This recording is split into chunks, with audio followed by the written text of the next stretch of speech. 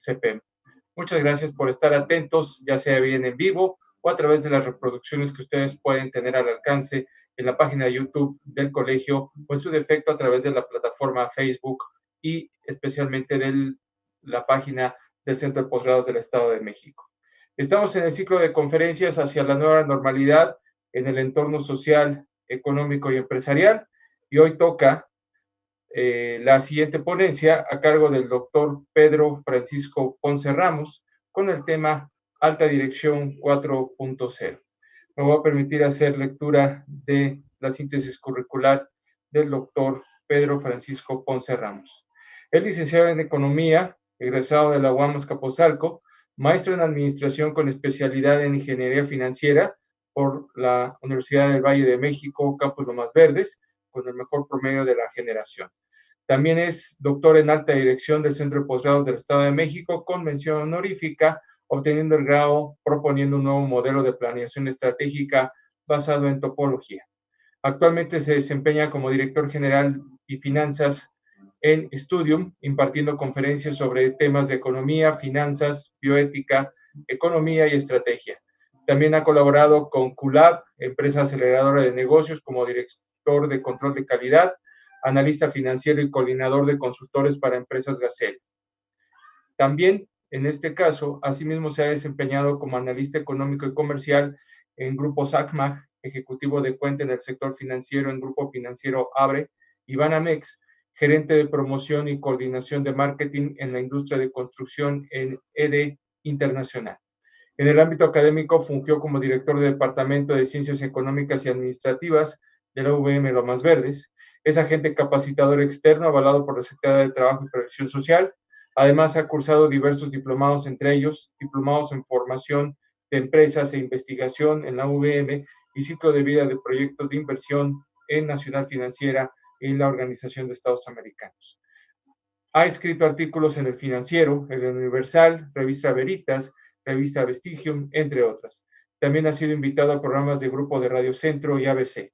Imparte cátedra a nivel maestría y doctorado en ULSA, VM, Unitec, URCE y el Centro de Posgrados del Estado de México. Agradecemos el tiempo dedicado a la conferencia del día de hoy por parte del doctor Pedro Francisco Ponce Ramos y tiene el uso de la palabra. Muchas gracias, doctor.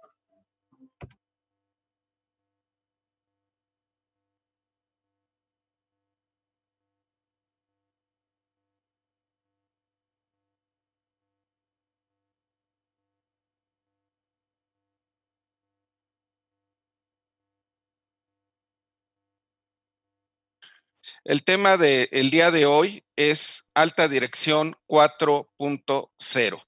¿Y cómo es la estructura de la presentación del día de hoy? Pues bueno, vamos a mencionar algunos de los puntos más importantes inherentes a la Alta Dirección 4.0 para transitar a lo que nos conlleva esta situación actual de la pandemia COVID-19, qué es lo que tenemos que hacer en las organizaciones, digamos, en primera instancia para resistir y en segunda para salir adelante. Aquí retomo algo que escuché precisamente en una de las conferencias por parte del doctor Luis Calzado, nuestro rector, que no debemos de tener miedo y en ese sentido van las propuestas que vamos a hacer. Entonces vamos a plantear qué acciones debemos de tener en la alta dirección para sobrepasar esta pandemia en un horizonte a futuro para crecer. Y al mismo tiempo, en la égida de este nuevo entorno, pues juntar todo lo que tiene que ver con la tecnología, de ahí el nombre de Alta Dirección 4.0, que en un momento voy a explicar más a detalle. Entonces, vamos pues por partes. Fíjense, la alta dirección o High Senior Management, pues nos involucra a la parte directiva de la empresa, dependiendo de la filosofía empresarial, pues será el CEO, el Chief Executive Officer, el director general, los presidentes, los directores, que son todos aquellos que analizan el entorno, diseñan y ejecutan estrategias para el buen funcionamiento de la empresa. Esto conlleva obviamente un liderazgo que va desde la conformación, capacitación, manejo y seguimiento de todo el talento humano, simplemente recursos humanos, y obviamente acompañado de todo esto que es el desarrollo organizacional, el aprendizaje, la evolución. Y en la situación que estamos viviendo más que nunca, y quizá a nosotros que enfatizamos mucho esta parte financiera y que nos denominan tecnócratas, pues bueno, tenemos que tener un sinfín de indicadores. Estos indicadores pues tienen que ser tanto de mercado, tienen que ser financieros, tienen que ser de procesos y de aquí han surgido un sinfín de herramientas y de modelos de alta dirección, tales como el cuadro de mando integral, CMI, o por sus siglas en inglés, BSC, que significa Balanced Scorecard, y que es una fusión de todos estos ámbitos que debe tener un director de su organización. Si bien es cierto, no será experto en todas las áreas, tiene que tener una noción de cada una de ellas y sobre todo cómo se interrelacionan en el funcionamiento para poder dirigirla. Y hay muchas otras herramientas como lo que viene siendo la matriz de marco lógico, el valor económico agregado o EVA, Economic Value Added. Entonces, en este tenor también podemos agregar un marco teórico de economistas, de catedráticos, de mercadólogos, como es el caso de Jan Tinbergen, que dice que la política económica es la manipulación de ciertas medios o medidas para alcanzar determinados fines. Si bien es cierto, esto es en la égida de lo que viene siendo la política económica, pues lo podemos aplicar también en la empresa. Posteriormente, en esta cuestión de las ventajas, la ola anterior, porque una de las cosas que hablaremos en un momento es que hoy estamos en un entorno de hipercompetencia, pero bueno, la ola anterior es la de Michael Porter, la ventaja competitiva, que habla de enfocarnos al cliente, el liderazgo en costos y demás, y diferenciación de la competencia. Hoy, esta parte del liderazgo en costos está más que rebasada. Las organizaciones, y en un momento lo vamos a referir, pues tienen que pensar más en cómo generar y crear nuevos mercados, tanto en lo interno como en lo externo. El liderazgo en costos ya no es un plus, es algo básico y es más importante el poder buscar nuevos mercados. Luego, en 2005, Aragón y Rubio nos hablan que la aptitud competitiva de las organizaciones tienen como punto primigenio su capacidad de análisis y de estructura. Ya un poco más reciente, tenemos el caso de Al Friend, que señala a propósito de la creatividad e innovación como fuerzas destructivas, que en parte está muy relacionado a lo que anteriormente, desde 1936, hablaba Schumpeter con la cuestión de la destrucción creativa, que si bien es cierto, estaba más orientada a la cuestión de los modelos económicos, en particular al capitalismo en esa coyuntura, pues bueno, el núcleo de lo propuesto por Schumpeter en cierta forma es retomado por Alf Ren. Y bueno, ya a partir de esto que hemos platicado, de estas generalidades y marco de referencia, pues tenemos que dar el siguiente paso y ese siguiente paso pues es hablar de la alta dirección en un horizonte 2020, un 2020 como punto de coyuntura para transitar a lo que es el tema de nuestra ponencia de hoy, que es la alta dirección 4.0. Entonces, algo que está surgiendo a partir de esta recurrencia frecuente de crisis, baste mencionar toda la serie de crisis que vivimos en los 90s, de nombres un tanto coloquiales, el efecto tequila, el efecto vodka, el efecto samba, México, Rusia y Brasil respectivamente, pues luego tuvimos la gran crisis del 2008 con la quiebra de las grandes empresas inmobiliarias, Fannie Mae y Freddie Mac, y que detonó y abrió toda la burbuja financiera. Y bueno, teníamos como referencia esa crisis.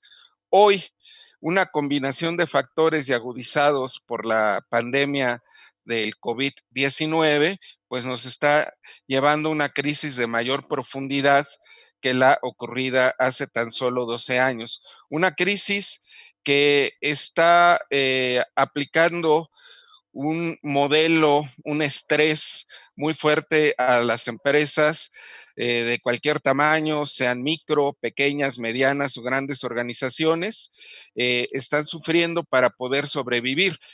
Eh, quizá más que sobrevivir debemos de pensar cómo resistir y cómo evolucionar en forma rápida para pensar y en un futuro, no quedarnos en el momento, sino proyectarnos a largo plazo. Sé que suena un tanto ambicioso, pero si no tenemos esta ambición, pues la realidad nos rebasa. Y en este sentido, propongo o pongo en la mesa estos siguientes puntos que voy a mencionar y ampliar un poco más en un momento. El primero de ellos es que la alta dirección en esta nueva marea, por llamarlo de alguna forma, tiene que cambiar sus procesos de negocio para ser más eficiente. Tiene que aprender a simplificar procesos. Tristemente ha sido muy común que muchas organizaciones, cuando no se conoce bien el negocio y entra gente no con el perfil o suficientemente capacitada, generan un sinfín de controles que disminuyen el flujo y dificultan el éxito de las organizaciones. Hoy, pues si bien es cierto, antes podíamos subsistir en ese entorno, hoy en día si queremos sobrepasarlo y crecer, tenemos que simplificar procesos. Entonces, tenemos que aprender a cambiar esos procesos, ser autocríticos. Por supuesto, esto nos ha llevado también a optimizar la cuestión financiera. Tenemos que manejar mejor aún todo lo que es el efectivo y el capital de trabajo. ¿Para qué? Para que tengamos liquidez. Liquidez no solamente en cuestión de cumplir nuestros compromisos de corto plazo, sino incluso aprovechar oportunidades que en este entorno ocurren. Como se dice coloquialmente, el pez grande se come al chico, aunque en este nuevo escenario quizá la frase más adecuada sería el pez inteligente se come al pez lento. Entonces, a partir de este punto de la liquidez y la gestión efectiva del dinero y del capital del trabajo, podemos aprovechar mejores oportunidades y adquirir tanto al interior otras organizaciones para crecer. Y aunque suena paradójico, esto llega a ocurrir en situaciones de crisis, en pocas ocasiones, pero ocurre. Y en términos de organizaciones de mayor tamaño, pues pueden incluso adquirir oportunidades de negocio en las llamadas naciones emergentes. Esto mucho tiene que ver porque el tamaño de mercado en muchas de las llamadas naciones desarrolladas, pues ya está limitado. Y en este entorno de crisis se puede dar la oportunidad de adquirir eh, a, un, a una buena oferta, un buen precio, una organización en estas naciones emergentes. También, ¿a qué nos está llevando este escenario? A revisar nuestros modelos de negocio. Nos tenemos que saber adaptar al entorno, lo tenemos que modificar o incluso aniquilar y crear uno nuevo. Y tenemos que pensar cada vez más en el uso de las redes sociales. Baste decir que desde hace una década hay canales en redes sociales, por mencionar YouTube, en que tienen más audiencia que en medios tradicionales de radio y televisión. Entonces, todas las organizaciones tienen que aprender a coexistir y adaptarse a este nuevo entorno. Otra cuestión importante, siempre ha existido el riesgo y por lo tanto lo tenemos que saber administrar. En esta nueva realidad, pues tenemos que crear un mapa de riesgo, estarlo adaptando frecuentemente, darle seguimiento y generar estrategias a partir del mismo. Otra cuestión que ya es muy mencionada, la adaptación a las necesidades de los clientes en términos de adelantarse a lo que ellos desean. Pero también aquí sí quisiera poner un punto en la mesa y eso tiene que ver con el enfoque de otros empresarios como el británico Richard Branson, quien dice algo en contracorriente de esto. Él dice, tus clientes más importantes son tus empleados. Si tú te pones eh, en todo momento atención sobre ellos y resuelves sus necesidades, en ese momento automáticamente ellos resolverán las de tus clientes. También Richard Branson nos refiere que cuando una organización es muy grande, la tenemos que dividir, porque un punto que también se ha tratado en estas conferencias es la cuestión de filosofía empresarial. Y cuando una organización es demasiado grande, se corre el riesgo de perder esta razón de ser de la organización. Y también lo que mencionábamos hace un momento, buscar nuevos nichos de mercado, lo cual no estar circunscrito únicamente a las grandes organizaciones, no nada más es en lo internacional, también es en términos del mercado interno, en un nuevo escenario en que cada vez más tenemos que voltear a ver todos esos nichos de mercado que existen en nuestro país. Estamos en una realidad en que esta pandemia nos ha mostrado a todos los países en mayor o menor medida que hemos descuidado la producción de muchos bienes y servicios y cuando llega una crisis, en este caso sanitaria, hemos tenido problemas. En el caso de Francia, se ha manifestado que se está haciendo un análisis para volver a fortalecer la industria francesa y no volver a caer en el caos que tuvieron en el inicio de la pandemia en Europa. Entonces, hay una nueva reestructura, no podemos ser tan radicales para decir que la globalización va de salida y vamos a regresar a una autarquía. Más que eso, lo que estamos llegando es a un equilibrio en que tenemos que darle el mismo peso a lo internacional como a lo del mercado interno. Y perfilándonos en términos de lo que viene siendo la industria 4.0, que fusionado con la alta dirección da lugar al nombre de esta ponencia, Alta Dirección 4.0, esto está modificando radicalmente desde hace unos años y acelerado por la pandemia el uso de nuevas tecnologías que en un momento vamos a explicar a mayor detalle. Ya no podemos pensar que las tecnologías de información y comunicación y las organizaciones inteligentes son lo más nuevo. Ya hay cosas más nuevas, teniendo claro que muchas herramientas de las revoluciones industriales pasadas no dejan de ser útiles, pero dejan de ser lo más novedoso.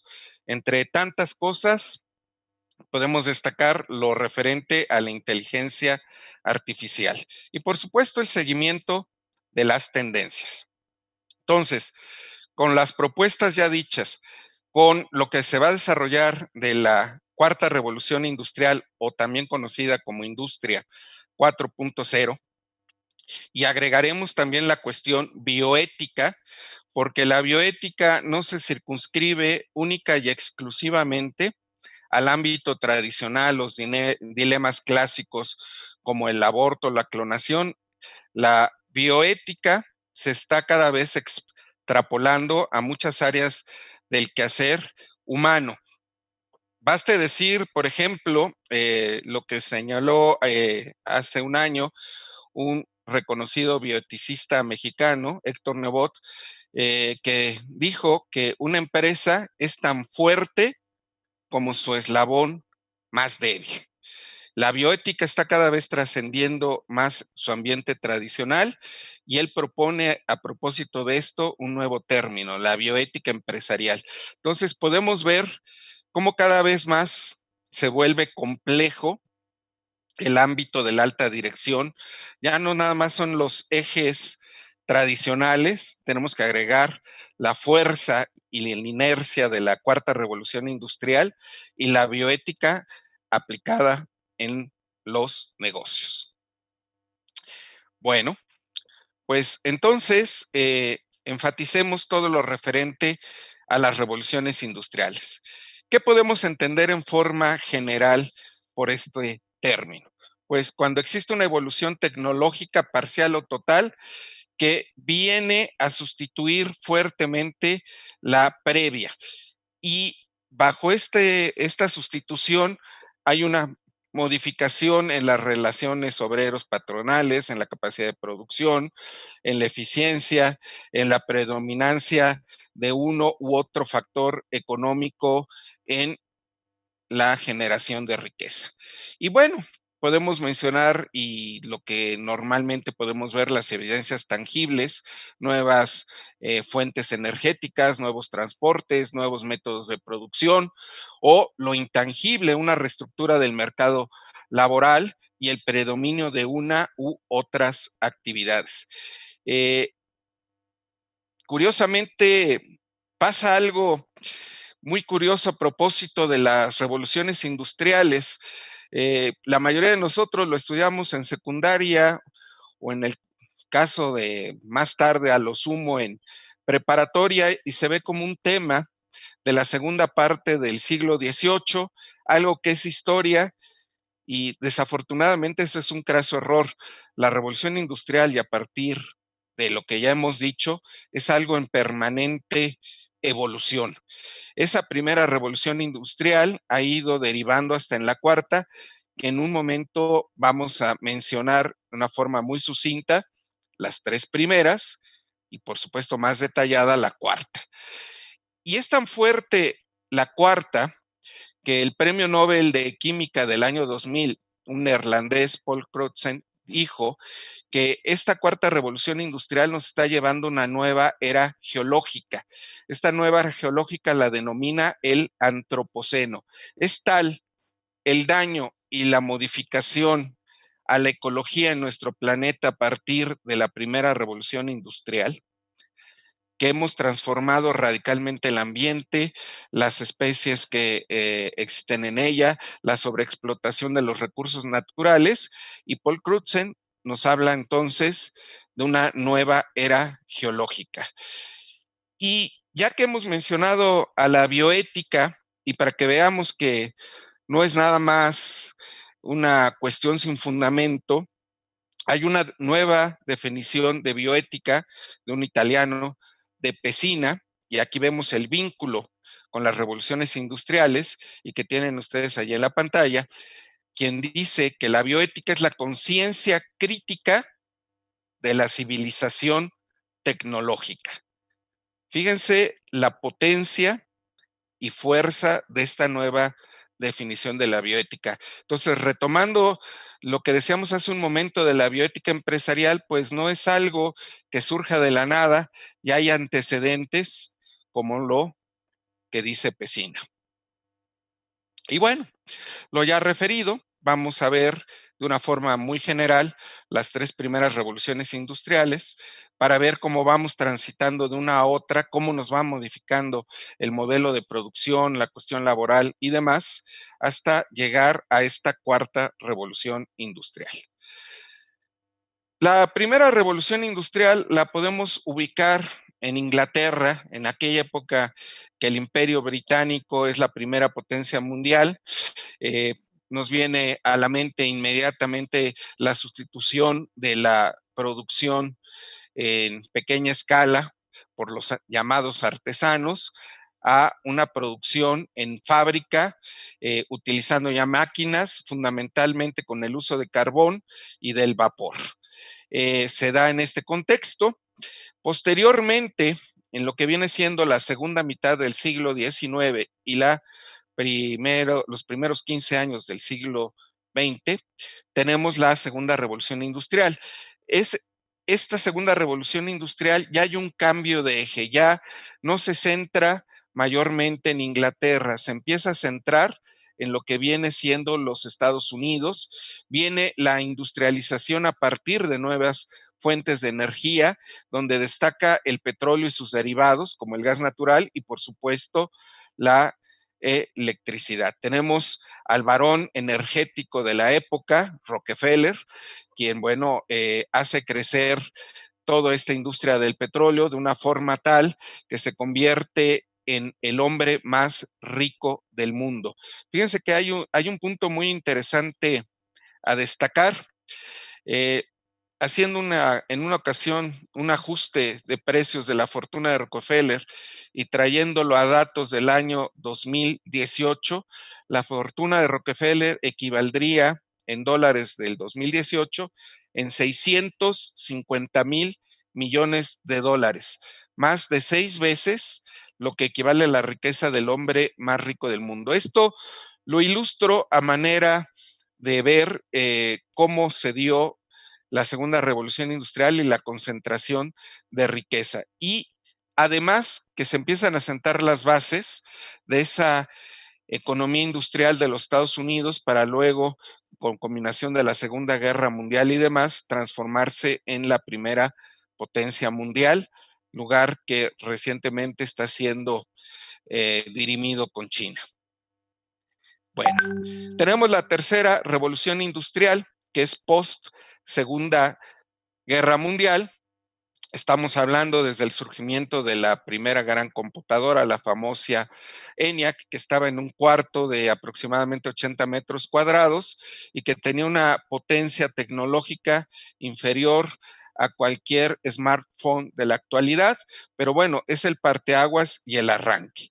Y aquí es donde empieza a darse este desarrollo tecnológico que empieza a evolucionar hasta 1969 con el antecedente del Internet, que es el ARPANET, que es la primera red que se da a través de la infraestructura telefónica de los Estados Unidos entre el Pentágono, algunas universidades de Estados Unidos y las principales empresas de ese país. Esto empieza a evolucionar y llegamos a las famosas tecnologías de información y comunicación, la organización inteligente y demás.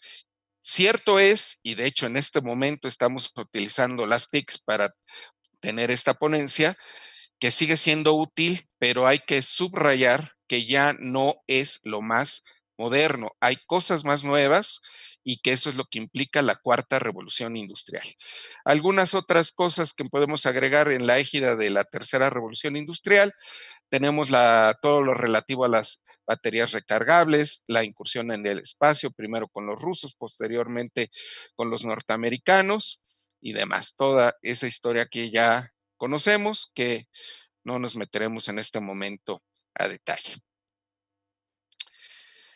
Y bueno, es en la parte final de la tercera revolución industrial que empiezan a surgir nuevas cosas y grandes mentes empiezan a comentar de la misma. Una de ellas es el reconocido astrónomo Carl Sagan, quien dijo en 1995 que las naciones más ricas en un futuro cercano serán aquellas economías de servicios e información, y que va a haber un traslado de toda la parte industrial de los países desarrollados a las llamadas naciones emergentes. ¿Por qué? Porque empieza a haber un cambio de modelo donde los bienes de capital dejan de ser el recurso productivo más importante y se empieza a convertir el conocimiento. Adelantándome un poco, algo que nos da lugar la cuarta revolución industrial es que estamos en la economía del conocimiento.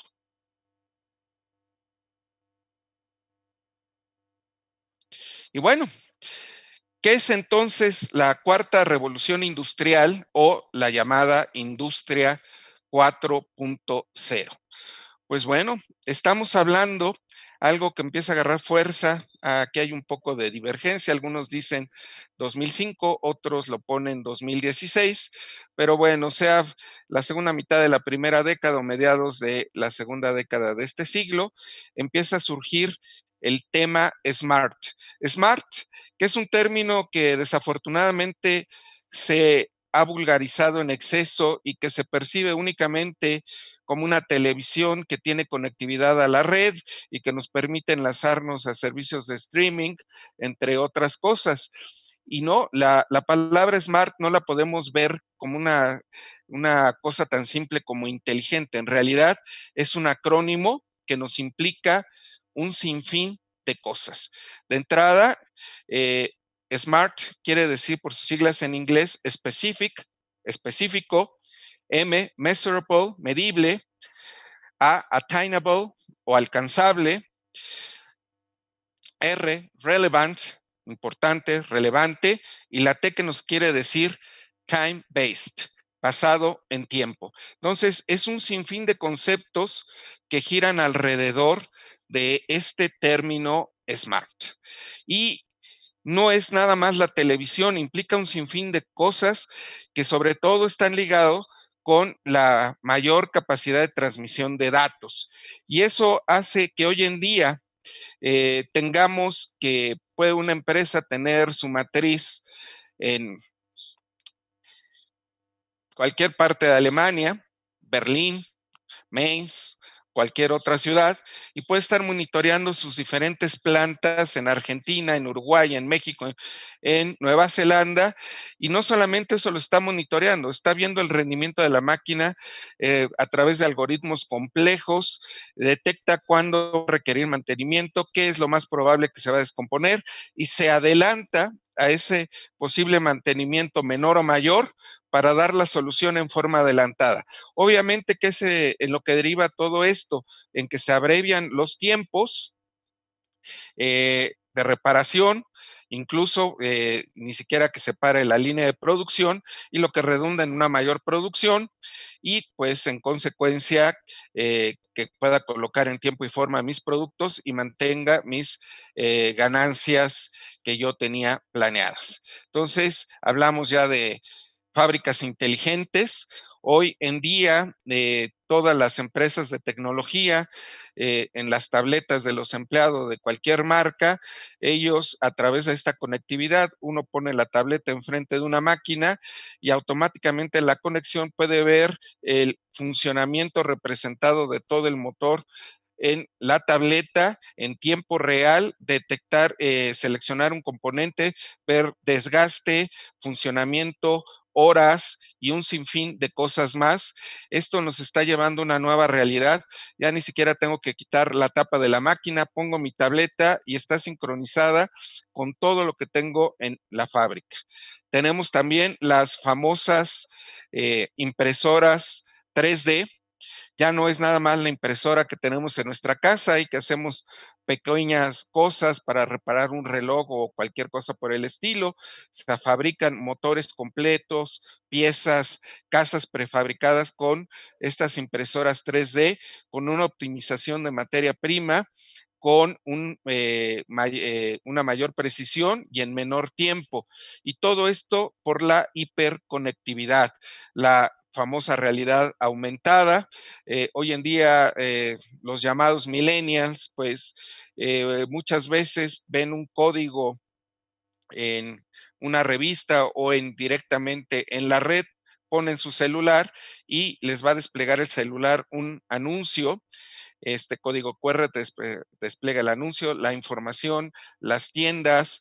Hay gente que incluso hoy en día no utiliza ya tarjetas de presentación, carga en su celular su código QR, la otra persona lo lee o se lo mando por cualquier forma inalámbrica a esa persona, él lo lee y puede ver mi perfil de LinkedIn, puede ver mi teléfono celular, mi página web, puede incluso llenar un cuestionario y más, esto trasciende más allá de la simple tarjeta. Aquí la gran pregunta es, ¿qué estamos haciendo nosotros como empresas mexicanas? Y que por supuesto pongo por delante empresa mexicana porque lo que queremos es que nosotros estemos a la vanguardia. Esta nación, a pesar del partido político en el poder, tiene un gran futuro. Tenemos una posición geopolítica muy especial en el tránsito de mercancías entre la cuenca asiática del Pacífico y lo que viene siendo la Unión Monetaria Europea. Somos líderes de negocios en relación a Centro y Sudamérica en muchas áreas y entonces hay un potencial muy fuerte de nuestra nación en crecimiento. Cuando a mí me dicen, oye, ¿tú qué opinas de cómo nos va a ir como mexicanos? Yo siempre digo que nos va a ir muy bien porque los mexicanos somos tan o más capaces que cualquier otra persona. Únicamente lo que tenemos que hacer es prepararnos, estudiar y perder el miedo, ser arriesgados, transitar en forma inteligente sin perder el control de las cosas con usos tan simples como lo que mencionabas hace un momento, de utilizar ya códigos QRs para tener más información completa de mi organización, tener una mayor hiperconectividad y esto que aparentemente es una luz de tecnología, pues convertirlo en un aliado y no en un enemigo. Porque al final del día, y se los dice alguien que creció desde las primeras manifestaciones de tecnología y ha visto evolucionar todo ello, el manejo de lo que existe hoy en día es cada vez más sencillo. Lo único que tenemos que hacer es arriesgarnos, es perder el miedo, es capacitarnos. Y con base en eso podemos aprovechar el sinfín de oportunidades que tendremos como nación. Entonces, tenemos esto, tenemos el blockchain, tenemos esto ya que llamamos la nube, cloud, de todas las compañías de software, empresas. Tenemos hoy la nube. Hoy en día incluso ya no es necesario que carguemos nuestro propio computador o tableta. Podemos ir incluso con nuestro propio celular. Tenemos nuestros documentos en la nube y sin importar la parte del mundo, bajamos la información de la nube, podemos consultar la información, podemos editar, se guarda automáticamente en la nube y podemos viajar a otro país, regresar al mismo, y ahí tengo todo mi trabajo, ya no me tengo que preocupar qué le pasó al USB, dónde se quedó, me robaron la computadora, todo queda en la nube. Estas son herramientas relativamente fáciles de usar y que cada vez más nos facilitan la vida. Por supuesto que tampoco esto todo es miel sobre hojuelas. Hay algunas cosas que se utilizan en exceso, como es la famosa cultura self-maker, que no es más que las personas hagamos cada vez más las cosas y con base en eso simplifiquemos la estructura de costos de la empresa. Un ejemplo muy sencillo es en los aeropuertos, uno llega, imprime su boleto, imprime la etiqueta que te pones a la maleta y en lugar de haber ya 40 personas en diferentes mostradores, hay únicamente 5 personas de seguridad que revisan que esté bien pegada la etiqueta, lo coloco en la banda y mi maleta se va hacia el avión haciendo todo el tránsito. Por supuesto que esto implica una pérdida muy fuerte de mano de obra. Pero bueno, eso es una realidad, nos guste o no nos guste. Aquí la respuesta es cómo reaccionamos y cómo nos podemos sobreponer a esto. Pues la respuesta es relativamente simple. Capacitarnos, buscar áreas menos competidas, buscar áreas donde prevalezca el conocimiento. Y aquí, pues yo quiero resaltar a nuestro colegio, del cual soy un muy contento egresado y al cual estoy muy agradecido. He tenido afortunadamente cada vez más oportunidades a raíz de todo lo que estudié y demás, y lo que me ha provocado para mi cuenta seguir estudiando. El centro de posgrados tiene un sinfín de maestrías y doctorados en educación, derecho, alta dirección, desarrollo organizacional, y que les invito a que lo aprovechemos porque esa es la forma de darle vuelta a toda esta cuestión que estamos viviendo. Y bueno, ya hemos mencionado lo que significan las siglas SMART, que repito, va más allá del simple traducción inteligente. ¿Ok? Entonces, estamos yendo a lo que viene siendo el Internet 2.0, un Internet en el que todo va a estar interconectado. Hoy en día, y quizá ya algunos de ustedes lo hacen, puedes estar en tu trabajo, bueno, obvio, antes de este confinamiento, y podías programar tu celular y prender la lavadora, decirle qué ciclo de lavado, a qué hora inicia, qué intensidad, y lo haces a través de tu celular, regular la temperatura de tu refrigerador, el mismo refrigerador, porque ya no nada más es en un sentido, es biunívoco, te puede decir la temperatura en las diferentes áreas, lo puedes decidir ajustar o no de acuerdo a los vegetales y la comida que tengas en el mismo. Entonces, al final del día, esto es una oportunidad. Eh, Reitero, lo que no hay que perder es que al final del día son herramientas, son un uso para los seres humanos. Nunca pensar que valen más que uno, son herramientas para nuestro uso en lo personal, en lo industrial y en la dirección de cualquier giro de negocio. Algo que se recalca mucho en el colegio es la cuestión de la filosofía. Centrar, tener un a propósito, una razón, un centro de valores, un porqué, no nada más el cómo. Y pienso que esto no nada más aplica en las organizaciones, sino también al interior de cada uno de nosotros. Y bueno, un sinfín de cuestiones.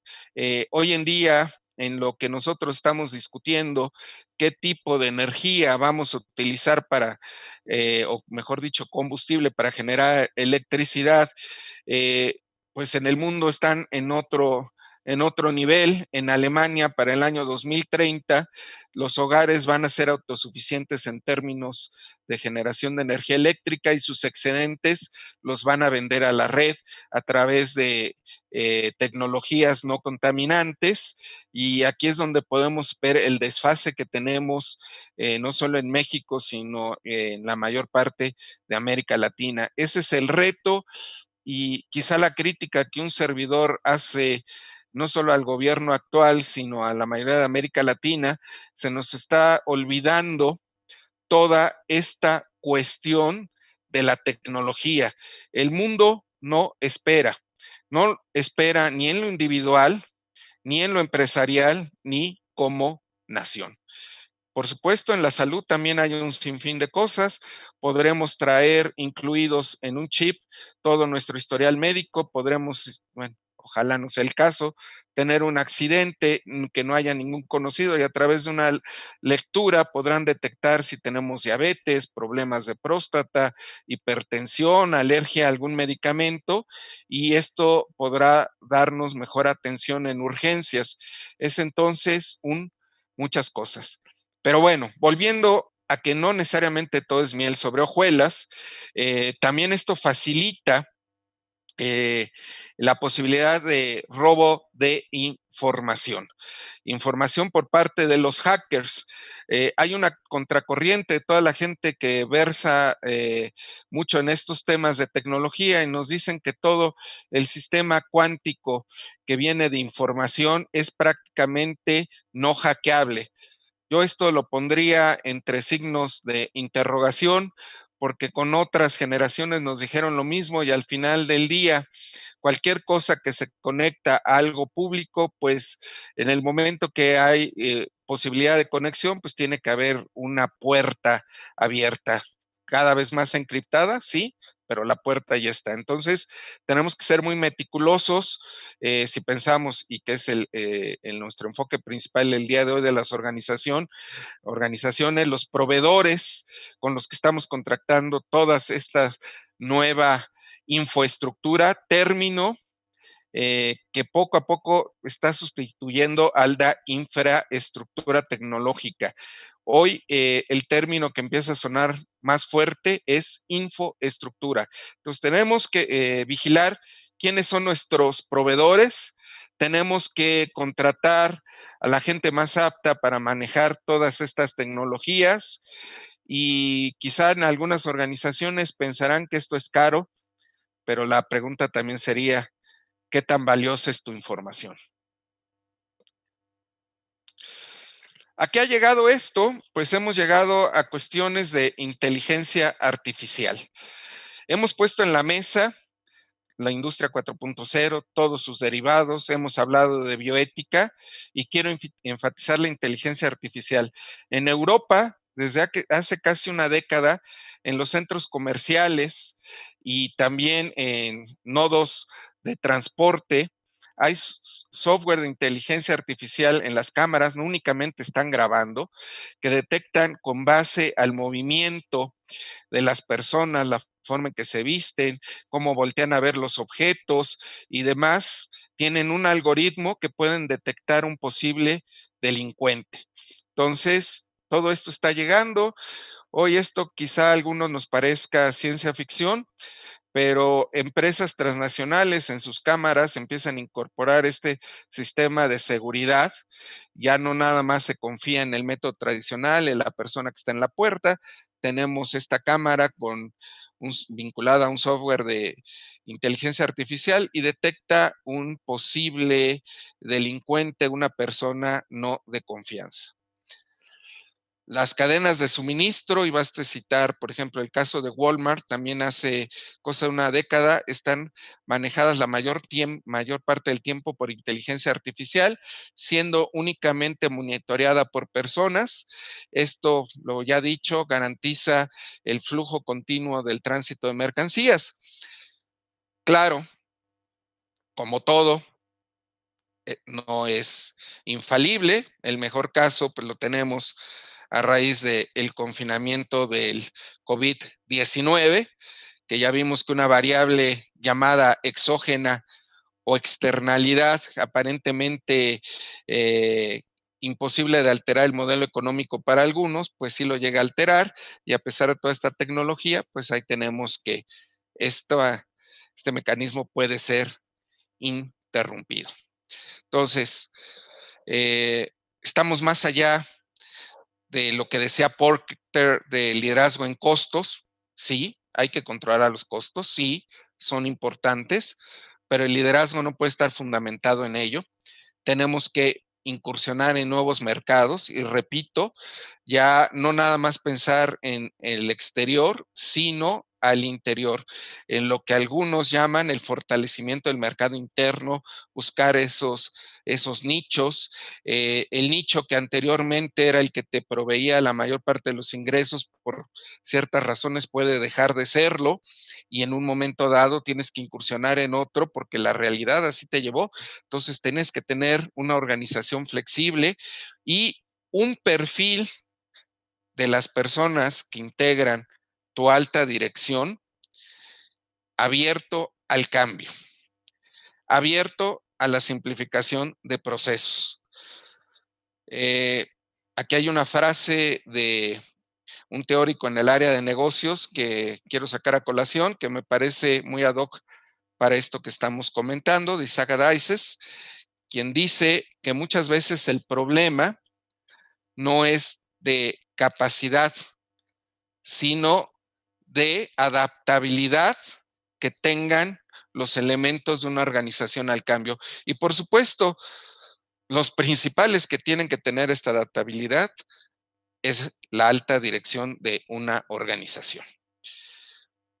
¿De qué sirve que tengamos elementos valiosos en la misma, que estén dispuestos a ese cambio, si las cabezas pues son de piedra, son inamovibles, tengan grabado en forma incambiable en su cabeza, siempre lo he hecho así y no voy a cambiar? Una frase cuando trabajaba en la aceleradora de negocios y que comentábamos las personas que trabajábamos ahí, era que teníamos que evitar aquella persona que tenía ese síndrome de producto terminado. Y decíamos, no es lo mismo 30 años de experiencia que 30 años, que un año repetido 30 veces. Hay una gran diferencia. Entonces, tenemos que atenernos, hacer lo clásico, el diagnóstico, pero ya no nada más el diagnóstico a nivel interno, tenemos que ver el entorno, tenemos que estar conscientes de la nueva realidad de los negocios, uno por la tecnología, por la inclusión de la bioética, por el aceleramiento de todo ello, por el COVID-19 y ser es muy reactivos ese entorno. También tener claro que vivimos en un entorno de hipercompetencia. En el modelo anterior de ventaja competitiva se buscaba ganar participación de mercado. Hoy en día las organizaciones buscan desaparecer, si es posible, a la competencia. Entonces, tenemos que saber navegar en este mar de tiburones o nos van a comer. Y solamente los más preparados, los que se adapten más, van a poder salir adelante.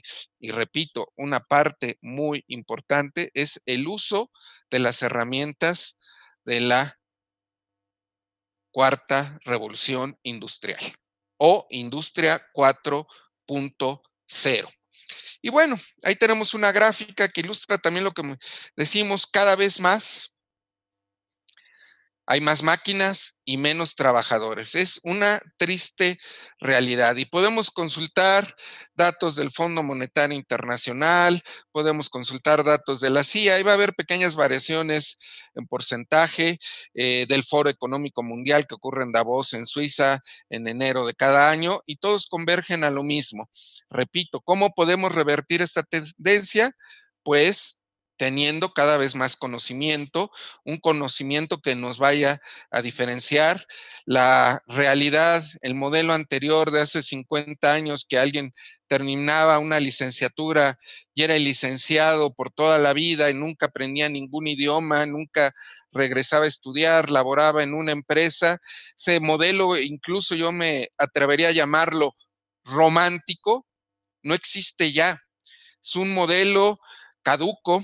Hoy hay un movimiento muy rápido. Una persona puede trabajar en el transcurso de su vida en 10 organizaciones, está laborando al mismo tiempo, no en una, puede estar laborando en 5. En la medida que una persona esté más preparada y tenga más conocimiento, más puede tener oportunidades. Entonces, cada vez más hoy tenemos que seguir estudiando, diplomados, seminarios, cursos de capacitación, maestrías, doctorados, y no es nada más en lo individual. Una organización tiene que estar consciente, lo clásico y que se conoce, que tiene que invertir en el capital humano. Porque también, si tenemos una alta dirección sensible al cambio, capacitada, y no sabe seleccionar a su equipo y no lo capacita, tampoco va a poder lograrlo. Esto es una sinergia, esto es un trabajo en equipo. A propósito de esto, es tan fuerte esto de la cuarta revolución industrial, el cambio en la situación de empleo, que fue uno de los temas principales en el Foro Económico Mundial del año 2017. Y ahí se señaló que muchos trabajos operativos se iban a perder en el transcurso de los próximos 5 años en un cálculo al menos estimado de 7 millones de empleos. Digo, retomo lo de las impresoras 3D, los robots industriales, vaya, esto de los robots ni siquiera es exclusivo de la industria. En cuestiones de bolsa, también ya existen los robots.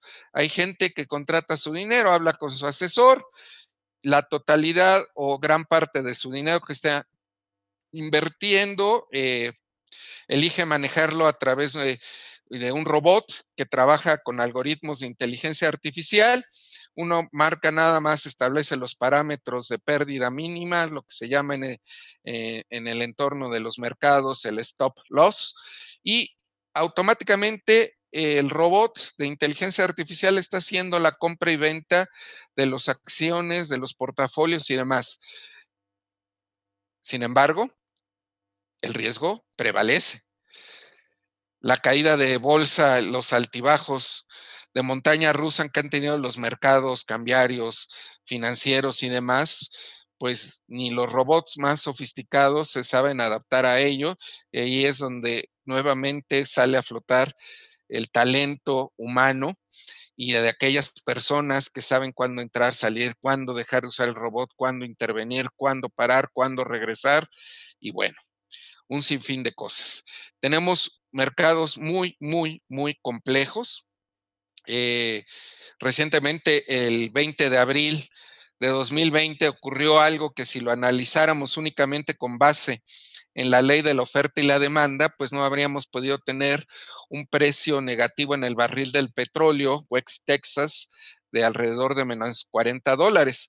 Para entender esa caída del barril del petróleo en menos $40, tenemos que entender el precio del petróleo en términos de conocimiento del mercado de derivados, del almacenaje del petróleo en buques y en islas por parte de las potencias, entender este almacenaje de petróleo y derivados como una cuestión de seguridad nacional, y esto combinado con lo financiero, con ese análisis podemos entender el porqué del precio negativo.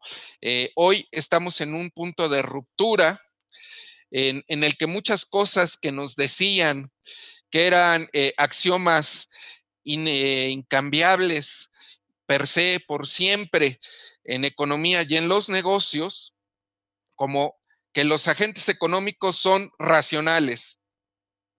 Caray, qué perfecta mentira. Muchas de las decisiones de las personas, de los consumidores, de los empresarios y de los gobiernos, tristemente, o bueno, por la naturaleza que tenemos de seres humanos, son emocionales. Hoy, por ejemplo, volvió a caer mucho la bolsa de valores y cayó por las expectativas. No hay un hecho todavía sólido que nos diga que vamos a un escenario tan negativo y cae por una cuestión emocional y también por un factor de especulación. Entonces, ese axioma de los agentes económicos son racionales, perdón, yo diría la mayor parte del tiempo los agentes económicos son irracionales. También eso que nos decían, los recursos los recursos en términos de energéticos son escasos y nos van a llevar al caos, pues tampoco ya lo podemos tomar tan al 100%. Robert Solow, Premio Nobel de Economía en 1987, dice, pues esto no es tan catastrófico porque antes de que se agote un recurso natural, ya hemos desarrollado las tecnologías para sustituirlo. Entonces, muchas cosas que estaban allí en la mesa, en lo económico, en la alta dirección, pues han dejado de servir parcial o totalmente y por eso tenemos que adaptarnos. También, pues lo de la tecnología 5G, más allá de todos sus detractores, cierto o falso, pues es una tendencia que está por ahí y que es también uno de los temas de polémica entre Estados Unidos y China. Es una realidad porque en la égida de la cuarta revolución industrial, pues se necesita cada vez más hiperconectividad. ¿Y quién nos provee esto? La tecnología 5G. La tecnología 5G puede llegar a ser hasta 10 veces más rápida que la fibra óptica que todavía hace 20 años era visto como algo que no iba a ser siquiera llenado por nada de lo que utilizáramos, sí, por lo que utilizábamos hace 20 años. Y aquí yo quiero plantear algo y en reflexión en cada uno de nosotros. Tenemos que ser disruptivos y no nada más explicar y entender el presente y el pasado. Tenemos que ver hacia el futuro y cómo se construye, generar escenarios, puede aplicar prospectiva y otras herramientas, porque este mundo tienes que tratar de estar un paso adelante o te serás rebasado. Y aplica en una fábrica que haga pantalones, una fábrica que haga componentes electrónicos, eh, quien fabrique sillas, quien elabore bicicletas, vaya, nada está exento. Por supuesto que siempre lo inmediato es pensarlo a las grandes industrias ligadas a tecnología y que son en particular los componentes para computadoras y demás gadgets y la automovilística, pero todas o en menor o mayor medida estamos sujetos a ellas. Por ejemplo, hoy que tenemos la oportunidad de estar con todos ustedes a través de este extraordinario ciclo de conferencias del Centro de Posgrados del Estado de México, esto no lo podríamos haber hecho hace 15 años. Hace 15 años las clases nos tendríamos que haber ido en el mejor de los casos con un Skype muy primitivo de sus primeras etapas, eh, correos electrónicos y llamadas por celular. No más hubiéramos podido hacer. Hoy podemos continuar nuestras clases, podemos proyectar, podemos intercambiar información y demás. Y esto se va a acrecentar en más de 10 veces por la tecnología 5G. Cabe decir que en la Ciudad de México al menos, Monterrey y Guadalajara, no sé si aprovechando el confinamiento o no, o era dentro del plan, se han comenzado a instalar cada vez más antenas para 5G. Y bueno, es tan fuerte esto que aquello de las tecnologías de información y el conocimiento, las organizaciones inteligentes y que derivaban en la llamada sociedad de la información, pues la sociedad de la información, lamento decirles, es lo viejo. Hoy lo nuevo, y no lo dice un servidor, es la economía del conocimiento. Y a propósito, y por eso pongo esta diapositiva, que es un encuentro que organiza aproximadamente desde el 2014 Corea del Sur con países de América Latina y el Caribe, porque ven un potencial, a propósito de lo que hablábamos de las naciones emergentes y su potencial de crecimiento a mediano y largo plazo. Aquí hay un ejemplo de esta reunión, y ahí lo dice, en la era de la cuarta revolución industrial. No estamos hablando de algo que quizá vaya a pasar. Es bueno, es necesario. Ya es algo que está aconteciendo desde hace ya algunos años. Y repito, la nueva frase es la economía del conocimiento, lo cual además hace maridaje con lo que muchas personas ya venían diciendo desde hace tiempo. Se me ocurre desde 1995, Peter Drucker en su libro de la sociedad postcapitalista, en que estamos en la era en que la educación, conocimiento, como se fuera a llamar, era lo que estaba centrando. Peter Drucker ya lo visualizaba en 1995. Hoy en día es una realidad y se aterriza con este nombre de la economía del 95. Hay una firma muy prestigiada en el área de negocios quien nos dice que en esta tercera década del siglo XXI, el 75% de las empresas se están preparando para el negocio digital. Y tan solo, repito, tan solo el 30% lo va a conseguir.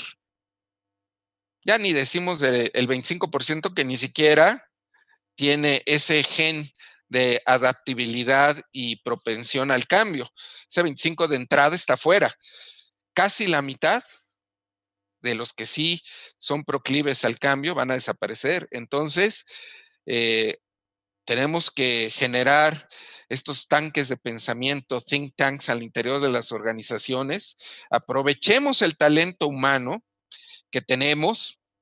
Hoy en día, por más brillante que sea una o algunas cabezas de una organización, no son suficientes para comprender este nuevo entorno. ¿Por qué? Porque estamos viviendo no solamente una crisis económica, estamos viendo una crisis tecnológica, una crisis de cambio de modelo, en que tenemos que aprovechar todo el talento humano que hay en nuestras organizaciones. Entonces, si lo vemos también en lo que tiene que ver con los gobiernos, pues los gobiernos también tienen que reaccionar. Voy a mencionar algo también de la tecnología, cómo aplica. En algunas ciudades europeas, sobre todo del parte del norte de Europa, hablamos ya de ciudades inteligentes, hablamos no solamente de que se genera su propia energía eléctrica, sino que los arbotantes en la calle tienen sensores que de acuerdo al ruido, al flujo de vehículos y de personas, como si fuera un dimer, se regula la intensidad de la luz que hay para no desperdiciar energía.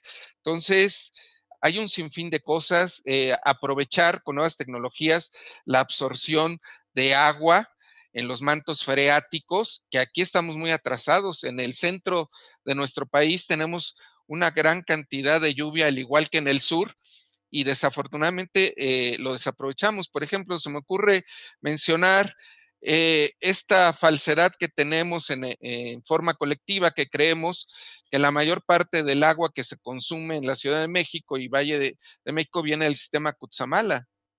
Error. La mayor parte vienen de los mantos freáticos. ¿Qué estamos haciendo como políticas públicas para convertir todas las canchas, todos los parques, banquetas, todo lo que tenemos, las mismas calles, porque ya existe la tecnología también con asfalto, para que sean permeables y se pueda captar esa agua? O sea, tenemos que pensar en lo ecológico, entra aquí ya también la bioética, entra el gobierno, entran las personas, entra la conciencia y demás.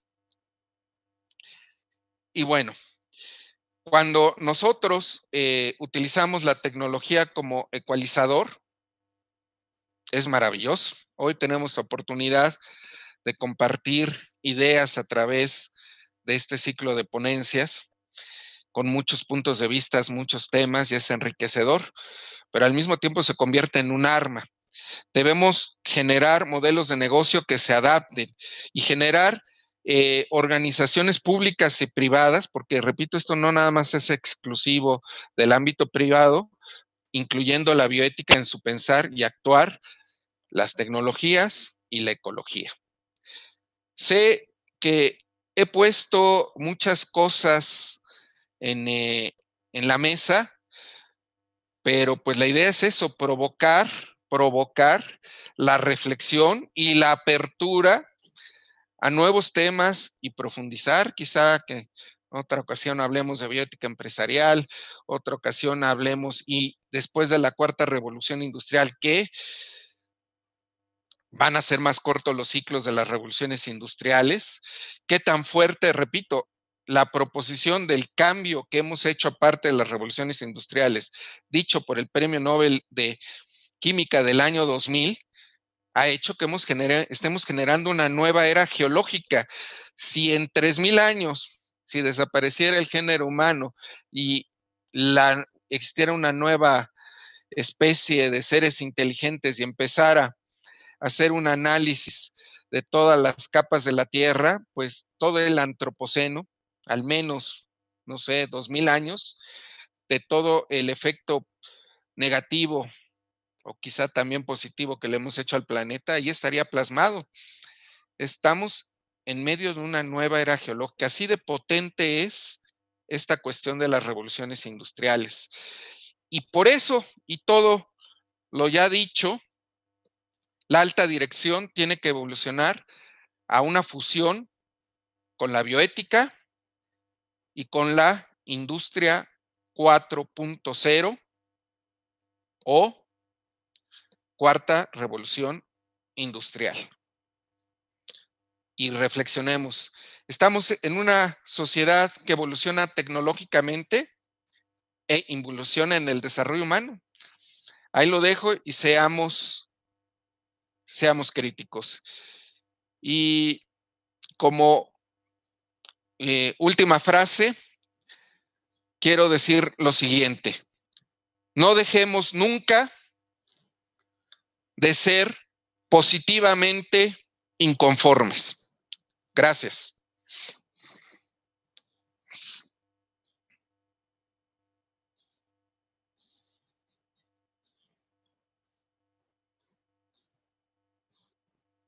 Muchas gracias, doctor Pedro Ponce, por la ponencia del día de hoy, con ideas claras y precisas sobre el futuro en la alta dirección. Agradecemos el tiempo dedicado para el Centro de Posgrados del Estado de México.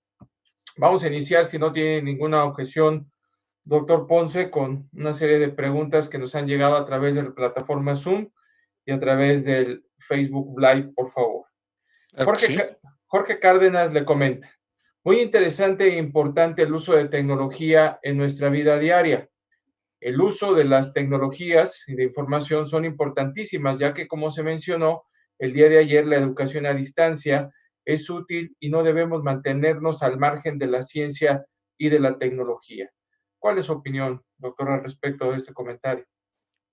Muy bien, interesante. De hecho, la educación, quizá es cierto lo que nos comentan, aunque quizá el término ya más apropiado ya no es educación a distancia, porque la educación a distancia surge desde finales del siglo XIX en varios países europeos y Estados Unidos, con el envío de folletos, libros y demás, y esto también es considerado una educación a distancia. Hoy quizá hablemos, el término más ad hoc sea educación virtual, la educación virtual, que por supuesto está sustentado en las herramientas de la tercera revolución industrial y que se va a potencializar aún más con las de la cuarta revolución industrial.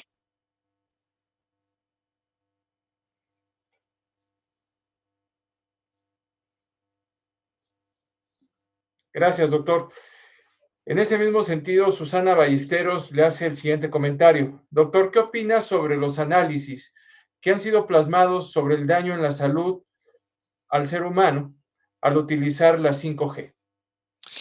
Efectivamente, este es una parte que se le está cuestionando mucho a la tecnología 5G. De hecho, el uso de la misma está frenado en Suiza hasta que no haya evidencia suficiente de que no hace daño a la salud.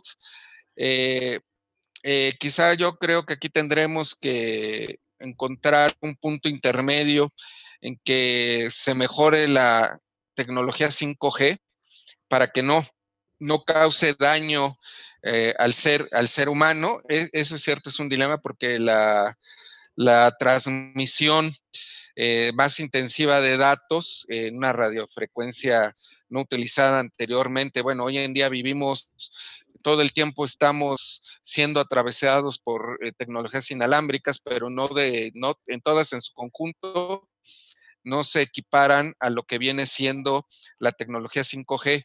Y por eso yo decía también al principio de la ponencia que tenemos que empezar a pensar en la bioética, porque estas nuevas tecnologías también afectan ya a los seres vivos.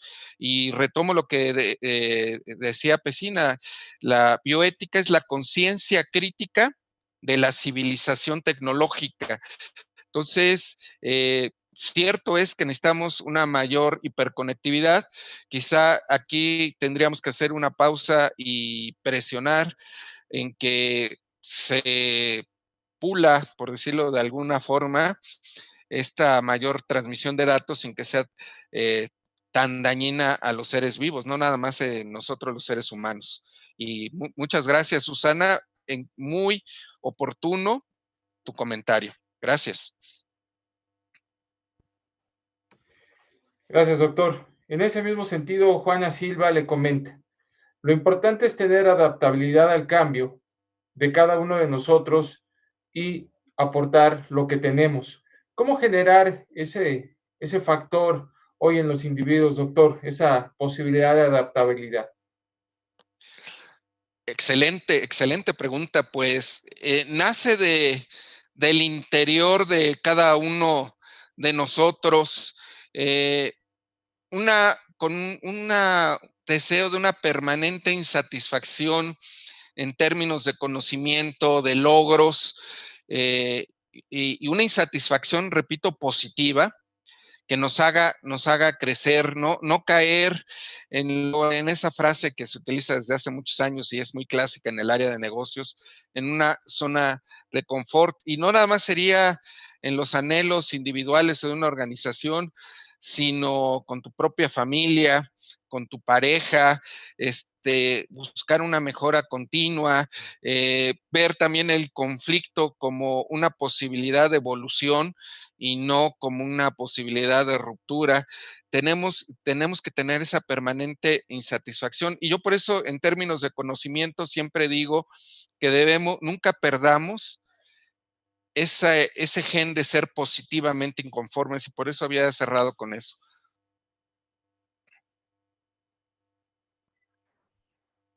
Gracias, doctor. De El nada. doctor Luis Calzado le comenta, muchas felicidades por la ponencia del día de hoy. El Centro de Posgrados del Estado de México está entrando en este modelo de la digitalización y se iniciarán con maestrías y doctorados que aporten en este tema y expresión hacia la tecnología de punta. Desde su perspectiva, la educación en el futuro debe ser o ya es un cambio, doctor. La educación siempre ha sido un permanente cambio. No es que ya sea, es un permanente cambio. Hoy este cambio está siendo en una forma más acelerada. Hoy en día, ¿qué estamos viendo en la realidad? Yo creo que se va a hacer muy clara la división entre lo que va a ser la educación en formato tradicional o presencial y lo que es la educación virtual. Ya la gente en este contraste a partir de lo que estamos viviendo va a poder elegir, va a tomar más fuerza por supuesto, la educación virtual. Eso es una realidad. Y al ser cada vez más cargado a lo virtual, repito, sin desaparecer el presencial, los planes de estudio van a tener que evolucionar cada vez más rápido.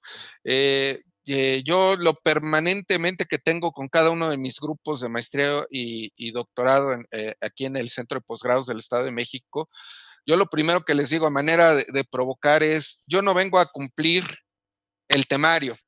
Y se me quedan viendo así, oye, que no va a dar clases, va a haber nada más una parte, ¿no?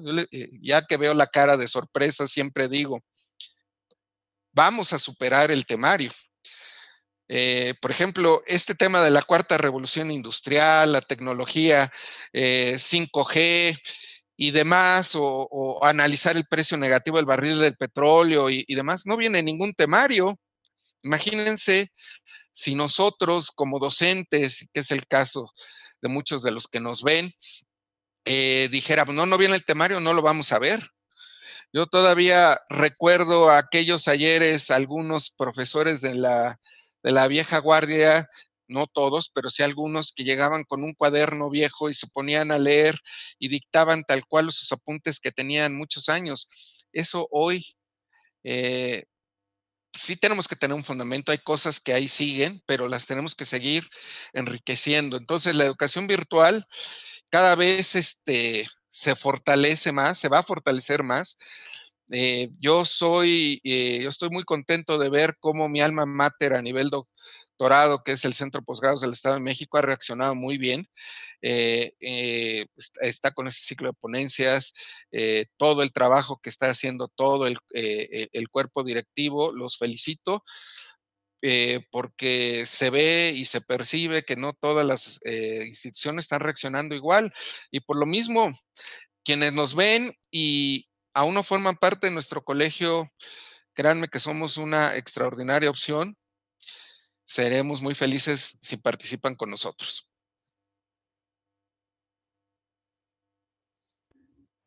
Muchas gracias, doctor Pedro Ponce. Y abusando unos minutos más de su valioso tiempo, quisiéramos leer dos preguntas más, por favor.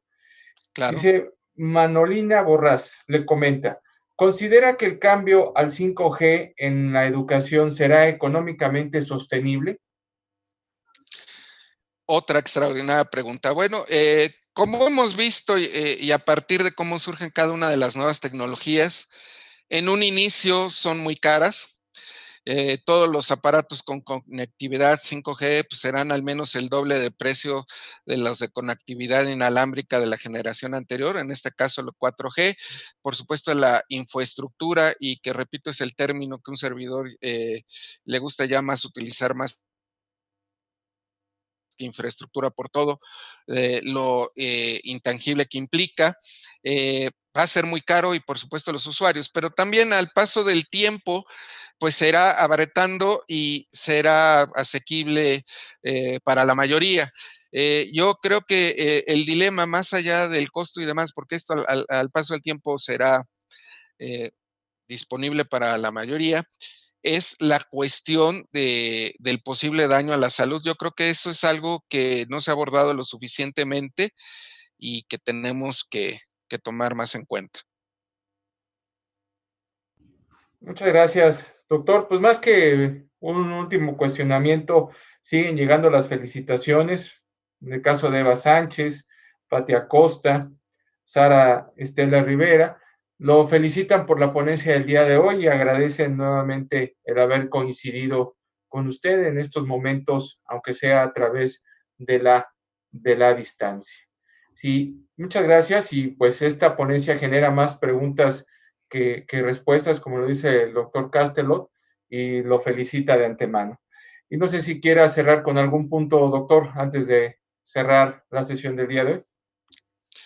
Pues únicamente agradecer esta oportunidad al Centro de Posgrados del Estado de México, a nuestro rector, el doctor Luis Calzado, a nuestro vicerrector, el doctor Juan Bosco, el asesor de rectoría, el doctor Rafael Castelot Raful, y por supuesto a nuestro director general y conductor de todas estas ponencias, usted, estimado doctor Jorge Saldívar. Un honor participar en este ciclo de ponencias y esperamos que no sea la última.